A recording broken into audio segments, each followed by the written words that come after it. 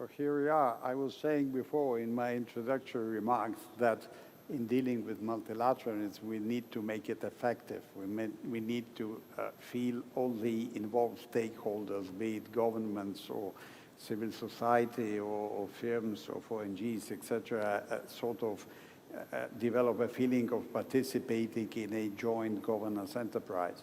And to do this, we need effectiveness. We need multilateralism to be effective. How can we do it? Because it seems that multilateralism is not riding high nowadays. How can we improve this poor record until now? Well, multilateralism had a long winter of about 4 years.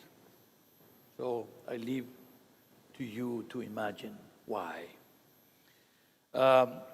But today we are here to celebrate multilateralism, to actually defend multilateralism, to consolidate multilateralism.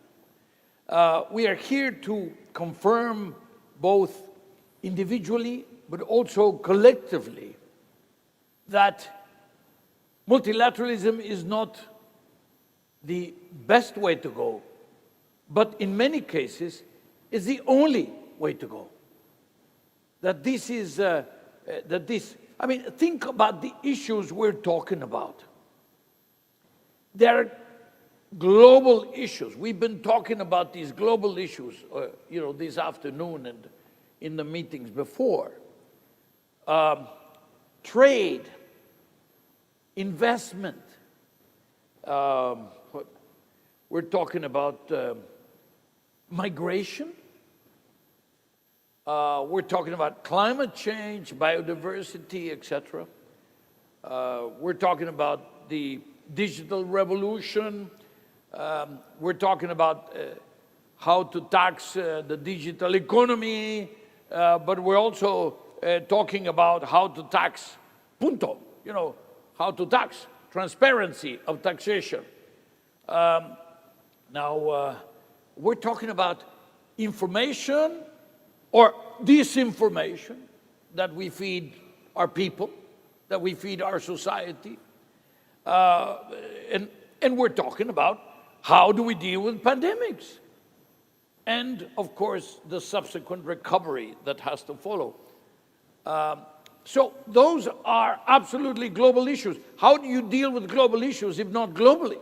How do you deal with global issues if not multilaterally? But this is almost a cliche by now, but the question is, just look at the nature of these problems and think that if you try unilaterally, and it has been tried, God knows, I know, but it does not last for too long.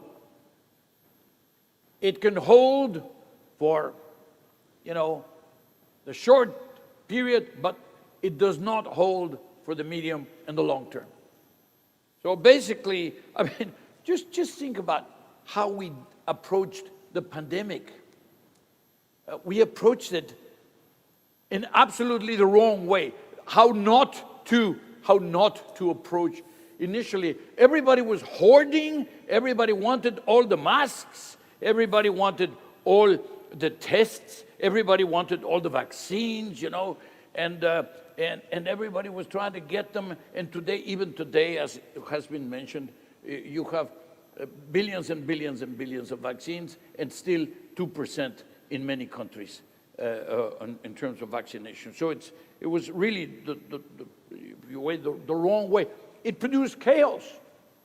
It produced lockdowns, short lockdowns, long lockdowns, some lockdowns, no lockdowns. Schools, yes, no schools, no, you get them back. It was a mess, an absolute mess. And it should teach us that we needed more cooperation. We needed more, absolutely more multilateralism here. Now, what can I say? There are some good examples. We talked about, Luis de Mello was mentioning, we finally have a deal on 84 million bank accounts that are now transparent, worth 10 trillion. 10 trillion is about half the US economy, just to give you an idea. So we've made a lot of progress there.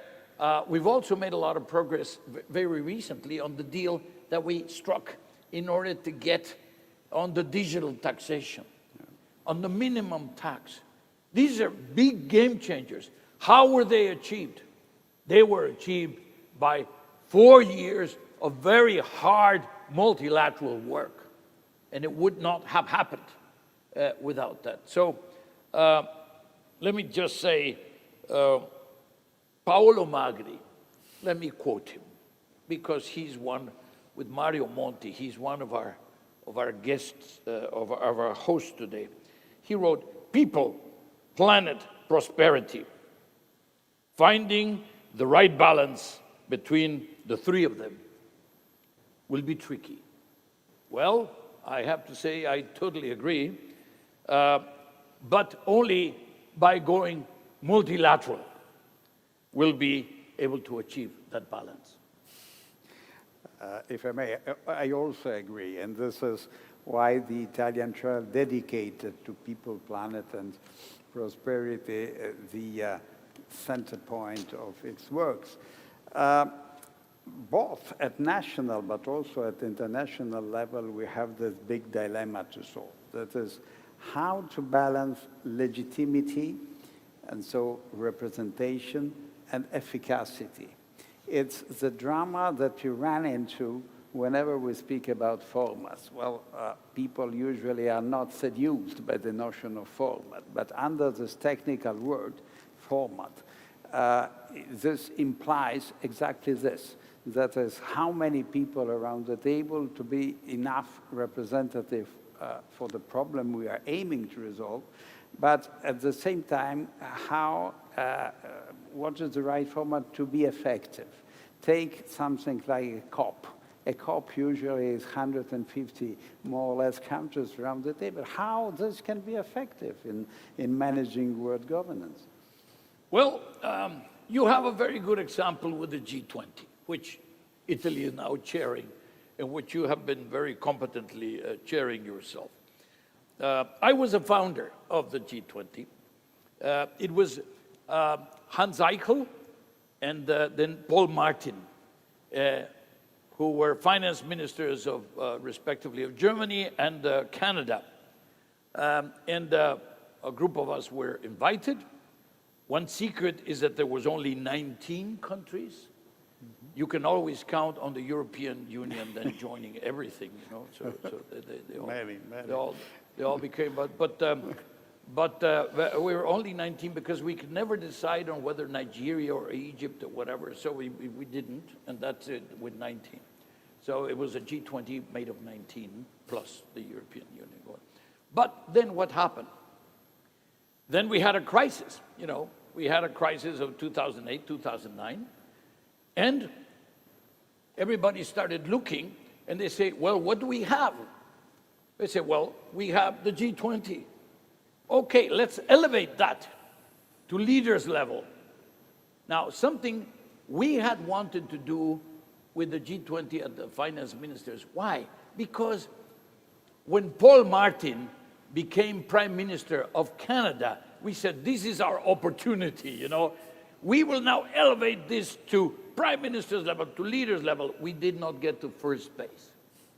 Just, you know, totally rejection, you know, just, so we failed. But then when there was a world crisis, you know, 2008, 2009, we said, well, what do we have? Is that we had the G20.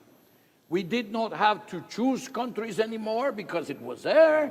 You did not have to pay the political price, you know. So we actually got there and said, now we do it at leaders level. We went to the White House, what have you, and then the whole thing started.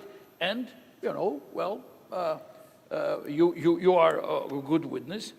85% of the world economy, 75% of the world trade, as was mentioned by Minister Mattiolo, 2/3 of the world's population, you know, 60-odd%. So that's for legitimacy and the question of what I would call manageability. Why? Because you are right, 200 countries, very difficult. But if 20 countries agree, but also, frankly, it's 20 countries, well, with the European Union. The European Union represents 27, but then there is the African Union that sits in there, and the APEC sits in there, and ASEAN sits in there. So, and you always have, Spain, and you always have Singapore, and so you add all that up, and it's really representative. It's really, but it's at the same time, it's manageable. There are certain ground rules. It's for the conoscenti, but it's basically something that has delivered. It delivered in the economic crisis, but it now is being called again to deliver. Now, the question is, there's also a process of learning to work with each other. The G20 has learned to work with each other. Even if you have countries that are very far apart, that are having very great difficulty, the Sherpa system, then the several ministerial meetings, but then, what are we about today in this meeting? It's the T20, the think tank 20, that help the ministers and the leaders think, which is the most difficult thing, it's the most painful thing you can imagine. But then, what else? The B20, business 20, the labor 20, women's 20, representing half of the world's population, youth 20. So you basically, around the G20, have created a number of groupings that are really, if you put together all the other big groupings of countries, and then social groupings, then you really have a very, very representative system, a very representative group, and at the same time, you have the clout. You can reach agreements and then make them stick. Of course, the system is based on consensus, etc., or at least a consensus among the big guys, well, that always helps. But that's, now, let me say something else. The G20 existed before the great financial crisis, as I said, at the level of ministers of finance and governors of central bank. They were being a little bored because they met in November. Well, in November, this is after the meetings of the IMF and the World Bank in October, So there was nothing really to discuss, nothing really to decide, but then they were called upon to deliver on what we thought was the greatest crisis, Now, of course, little did we know. So I would say that, well, frankly, that if you did not have the G20, you would have to invite something like that, or pretty close to that, because it actually works. There's a good combination of legitimacy and manageability and the representativeness, and at the same time, they are now facing new challenges. Certainly, I can tell you, the climate change issue, etc., did not start at the G20, but basically today, because there is a G20, actually, it can move forward. For example, so there you are. If we didn't have it, we'd have to invent it. Thank you. Well, and also.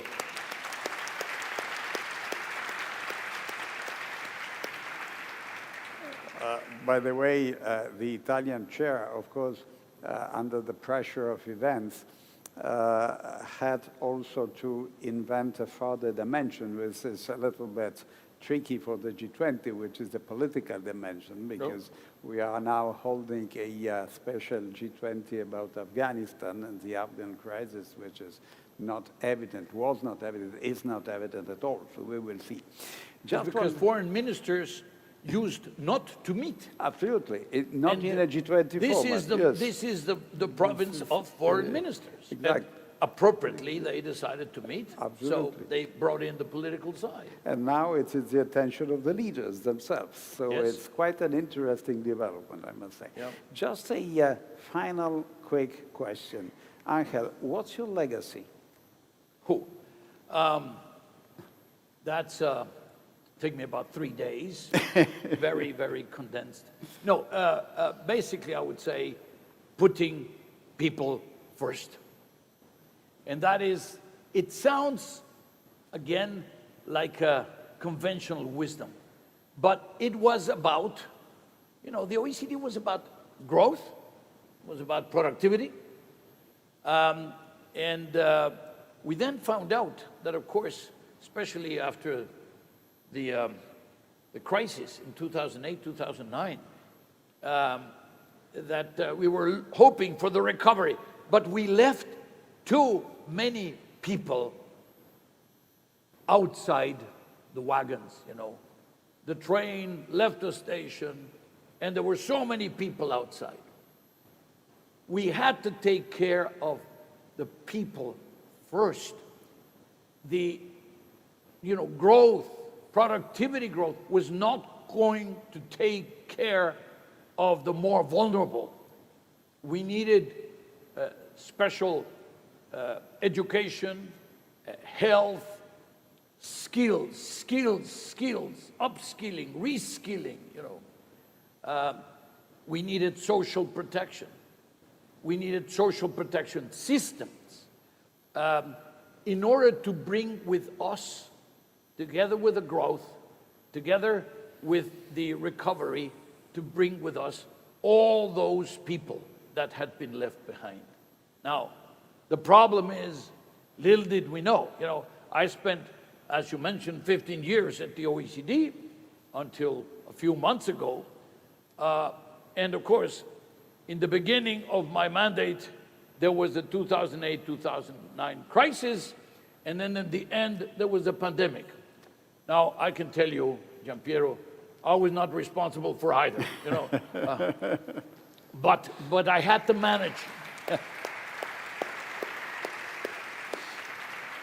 But I had to manage both, and I also had to help the member countries of the OECD to deal with both, and also about 100 other countries that were coming to us and saying, support us, help us with the question of social policy, with the question of health, with the question of education, with the question of digital, but also with things like social cohesion, which are very difficult to describe and very difficult to, how do you measure that? Well, we strive to measure it.